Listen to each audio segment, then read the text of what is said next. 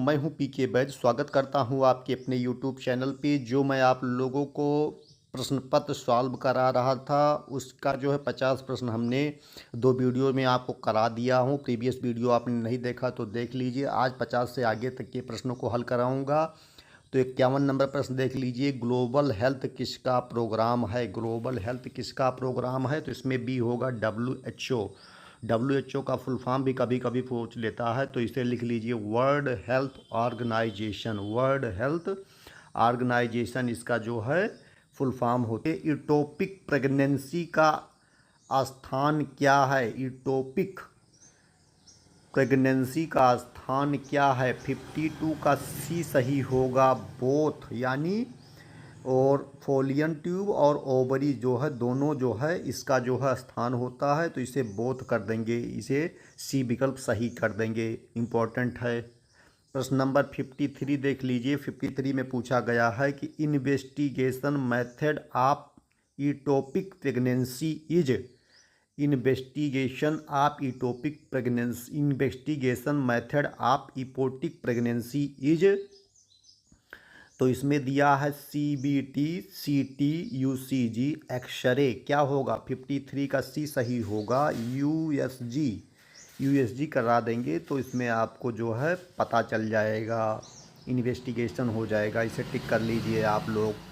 54 देखेंगे। 1 दिसंबर को निम्न में से कौन सा दिन आता है? 1 दिसंबर को निम्न में से कौन सा दिन आता है?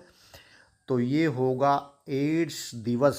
1 दिसंबर को एड्स दिवस मनाया जाता है। इम्पोर्टेंट प्रश्न है, नोट कर लीजिए।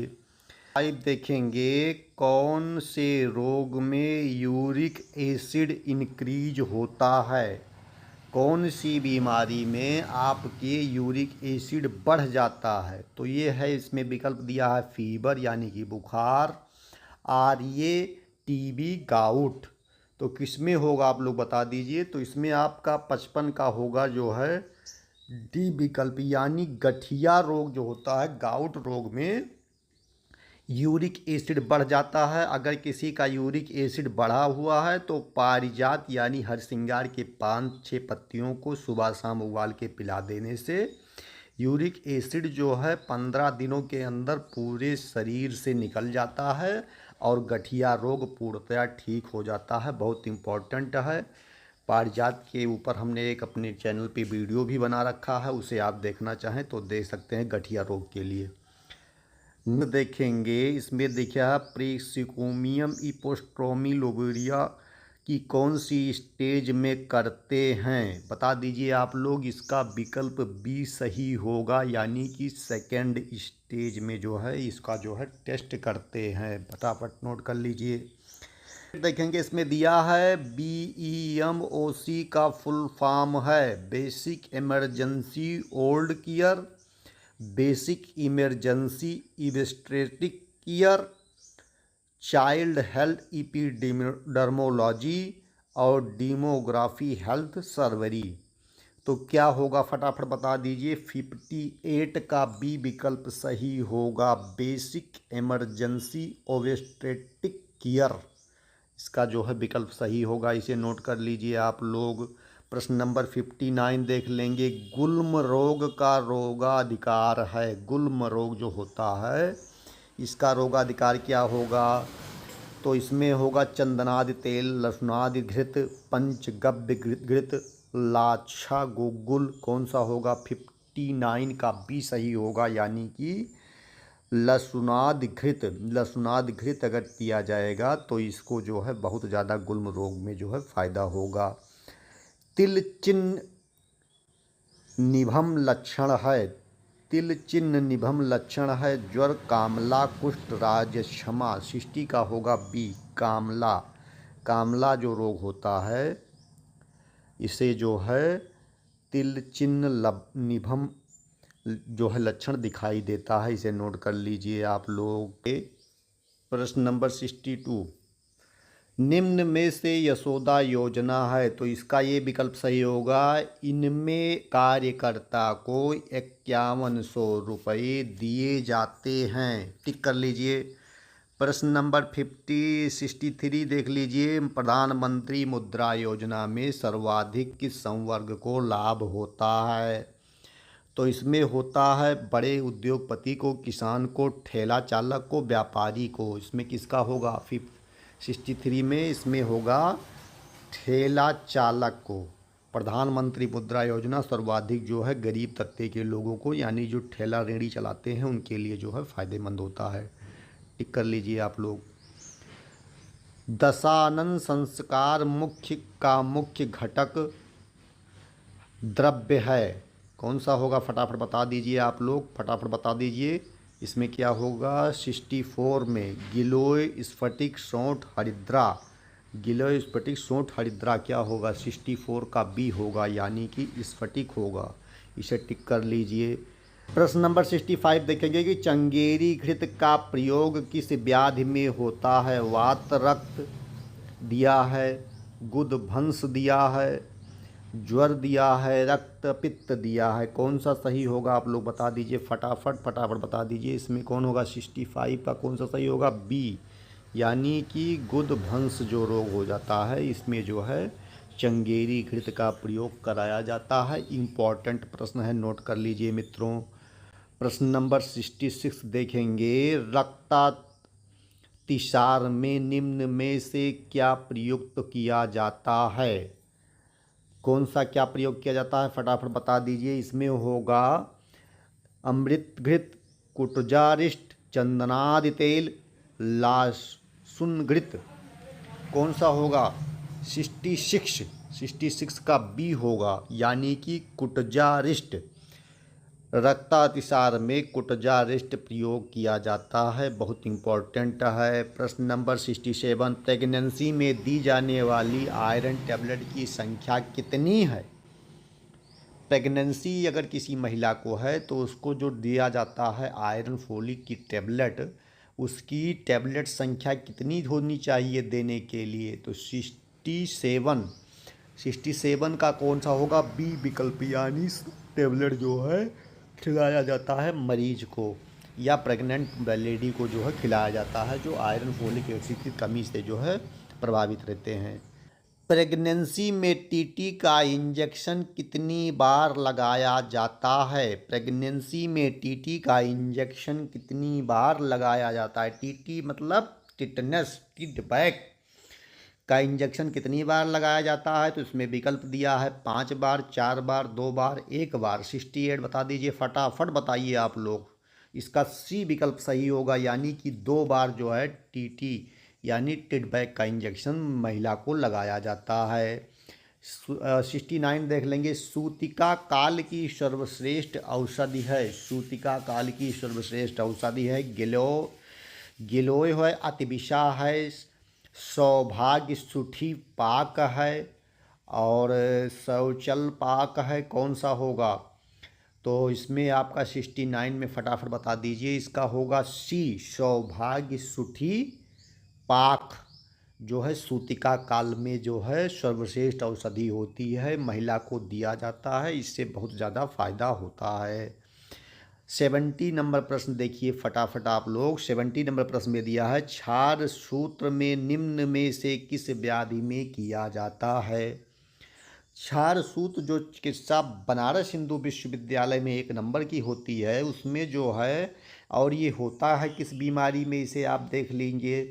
तो 70 नंबर प्रश्न का विकल्प कौन सा सही होगा? इसका होगा डी विकल्प, यानी कि उपयुक्त सभी जो होगा, यानी कि याबुद होगा, अर्श होगा, नाड़ी वर्ण होगा, उपयुक्त सभी, तो इसका डी विकल्प सही होगा। इसमें क्षार सूत्र चिकित्सा कराई जाती है, खास करके जिन लोगों को पाइल्स खूनी बादी हो जाती है, मस्से बढ़ जाते हैं, उनमें क्षार सूत्र चिकित्सा द्वारा जो है इसको जो है कंट्रोल किया जाता है, इसका ऑपरेशन करके गांठों को निकाल दिया जाता है। 71 नंबर प्रश्न देखेंगे। सौर ऊर्जा प्लांट किसके द्वारा लगाया गया है? सौर ऊर्जा प्लांट किसके द्वारा लगाया गया है? 71, तो इसका ये होगा सौर ऊर्जा निगम के द्वारा लगाया गया है, बहुत इंपॉर्टेंट है, नोट कर लीजिए। 72 है कारितिकादि क्वाथ कौन से रोग में देने का विधान है? तृतीयक, सतत, चतुर्थक। 72 इसका होगा तृतीयक रोग में जो है देने का विधान है, फटाफट टिक कर लीजिए। प्रश्न नंबर 73 ये देखेंगे, वात पित्त कफोच्च वाक्य कहाँ से लिया गया है? अष्टांग हृदय, चरक संहिता, सुश्रुत संहिता, सारंग संहिता।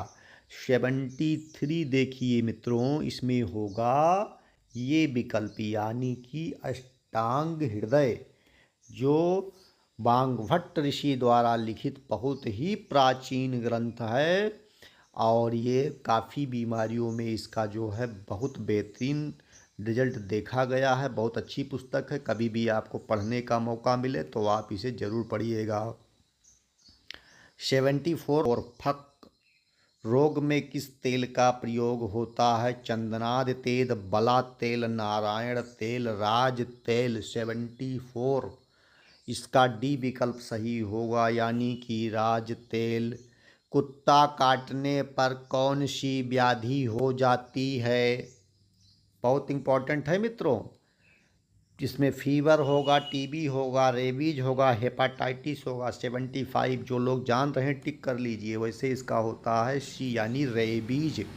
कुत्ता किसी को काट लेता है तो रेबीज नाम की बीमारी हो जाती है, इम्पोर्टेंट है। विटामिन B1 की डिफिशियंसी से होने वाली व्याधि है 76, तो ये होगा नाइट ब्लडनेस, यानी कि रतौंधी जो होता है, ये विटामिन ए की कमी से होने वाली बीमारी है, इसे टिक कर लीजिए। प्रश्न नंबर 77, धर्मार्थ काम मोक्षणा माँ आरोग्यम मूल्य मुक्तम में वाक्य कहाँ से लिया गया है?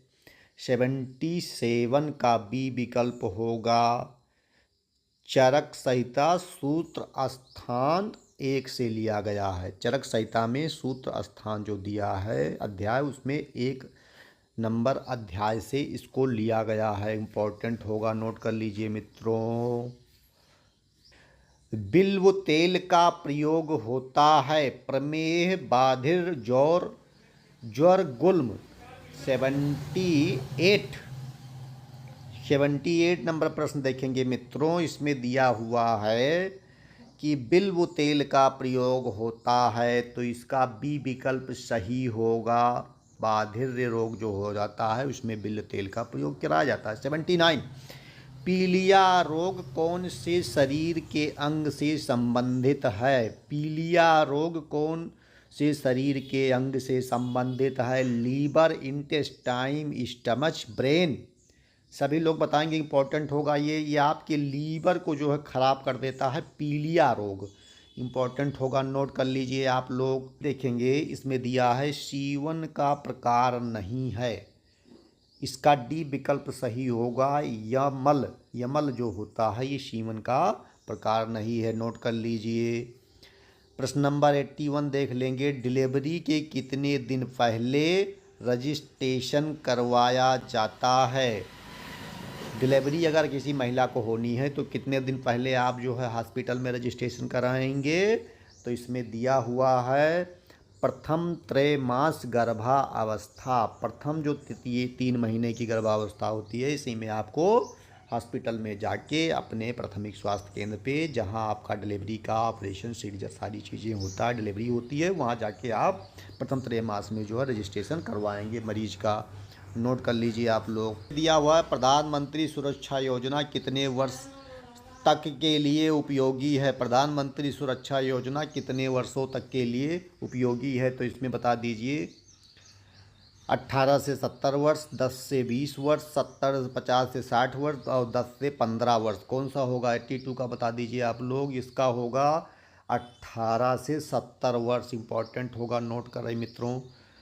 प्रश्न नंबर 83 देखेंगे, आज का जो है अंतिम प्रश्न होगा, कुपोषित बच्चों के लिए संचालित सेंटर का नाम क्या है? तो इसमें दिया है स्वास्थ्य केंद्र, NRC, आयुर्वेद चिकित्सालय, उपकेंद्र। तो इसमें क्या होगा? 83 NRC, जो कुपोषित बच्चे के लिए जो संचालित केंद्र होता है उसे NRC बोला जाता है, महत्वपूर्ण होगा, नोट करिए। तो इस तरह से जो है हमने आपको 83 प्रश्नों को इस पेपर का जो है हल करा दिया है। नेक्स्ट वीडियो में और भी महत्वपूर्ण प्रश्न पत्रों को हल कराऊंगा। आप लोग चैनल को लाइक शेयर सब्सक्राइब जरूर करें।